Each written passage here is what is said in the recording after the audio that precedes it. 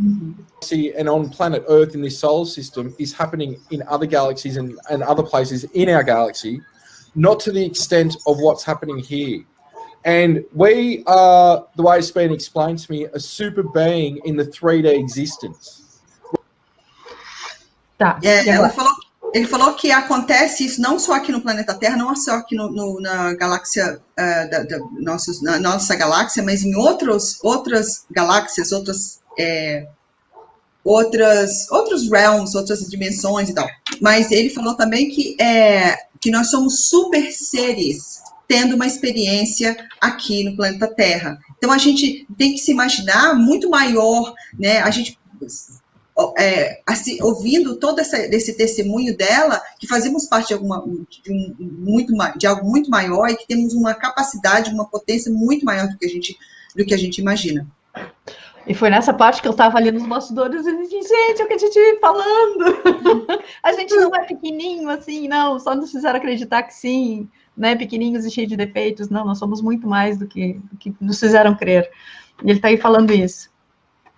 We're a conglomerate of many different races, including angelic, and we've got abilities that surpass any form of life out there, but we're unaware of it. We haven't tapped into our full capability to where we can operate. Gente, que incrível que ele fala, né? Que ele fala que nós, nessa história de que nós somos esses super seres, nós temos habilidades que ultrapassam muitos dos seres com quem a gente se relaciona, mas a gente não tem consciência disso, né? A nossa estrutura é maravilhosa como seres humanos aqui, por mais que a gente não tenha consciência disso. O que mais que ele falou, gente? Perdi algo?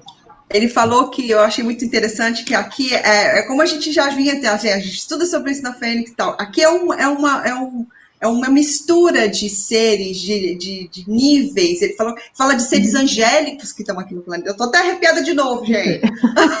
Seres angélicos que estão aqui no planeta. E a gente percebe isso, e a gente tem experiência de seres que se supressam, né? Eles vão além do comportamento normal do ser humano. Então, a gente está... Porque aqui tem níveis diferentes de seres, mas por uma razão só, né? O crescimento, o desenvolvimento... E é muito legal. Que a gente precisa aprender a expressar essas possibilidades, essas capacidades que a gente tem. Isso. Full-blown transdimensionally. Where a lot of these beings, they can't pop into the lower frequencies, or they'll show a craft, but they can't do anything more than that, or they'll appear as an apparition. And some people will think it's a ghost, but it could be an extraterrestrial. Relata isso. Que isso é super diferente. Então ele fala que assim, na verdade, imagina o que vai acontecer quando nós tivermos essa habilidade completamente desabrochada, interdimensional. Ele fala que tem vários seres que não conseguem fazer isso, eles não conseguem se densificar a ponto de aparecer para a gente aqui. Então, por isso que muitas dessas experiências, a sensação que a gente tem é que a gente está vendo, tipo, um fantasma, uma aparição, porque é o máximo, no máximo eles conseguem botar a nave deles aqui para a gente ver a nave, mas porque é o máximo de densificação que eles conseguem chegar, não conseguem chegar no nosso nível denso de matéria.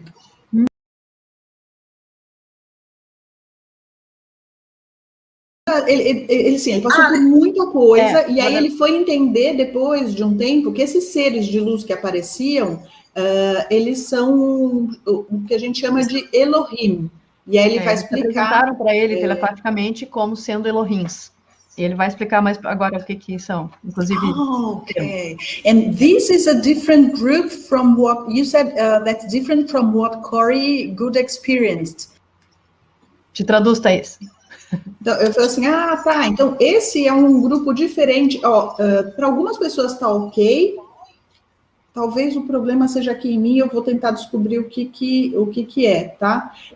O que ele fala que é assim, esses seres que aparecem então do orbe, viram esses Elohim, eles são diferentes do que o Corey Good descreve, que apareceu o orbe azul, e aí ele descreve os aviários azuis com quem ele se relacionava. Os aviários têm uma aparência mais física, com cabeça de ave e um corpo coberto de pena, como se fosse uma ave humanoide. Mas no caso dele, ele falou assim, não era isso, eram seres com aparência da estrela, como a Anny estava falando, mas eles eram feitos de luz líquida, eles não tinham, inclusive, nenhuma cara exatamente, era só a cabeça.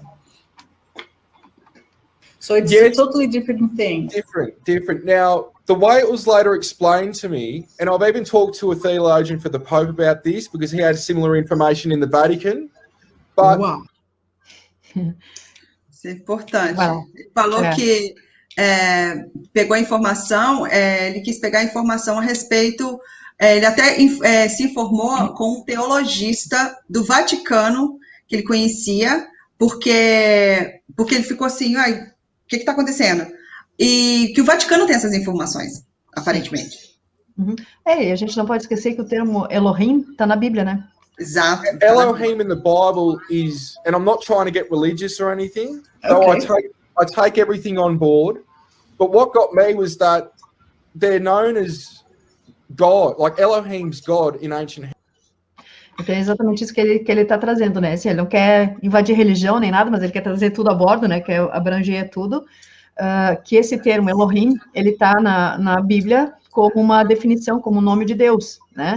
Só que Elohim, ele é plural, ele significa deuses, né? Mas está lá no Gênesis, lá no início. No judaísmo, ele é deuses, é no plural. Isso. Hebrew, but it's actually plural for gods. Yes, yes. Now, these beings aren't extraterrestrial, they're beyond extraterrestrial.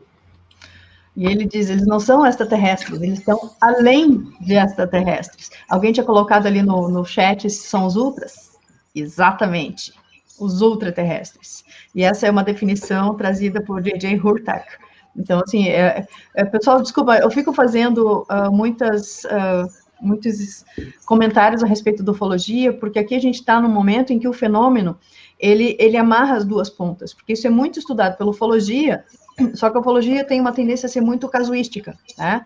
Então, acaba invadindo aquilo que a gente chama de ufologia esotérica ou ufologia espiritualista, porque, na verdade, é a gente que separa ela. Os seres não separam essas categorias, né? Mas a gente tenta separar. Então, isso que ele está trazendo tem muito a ver com aquilo que se estuda na ufologia.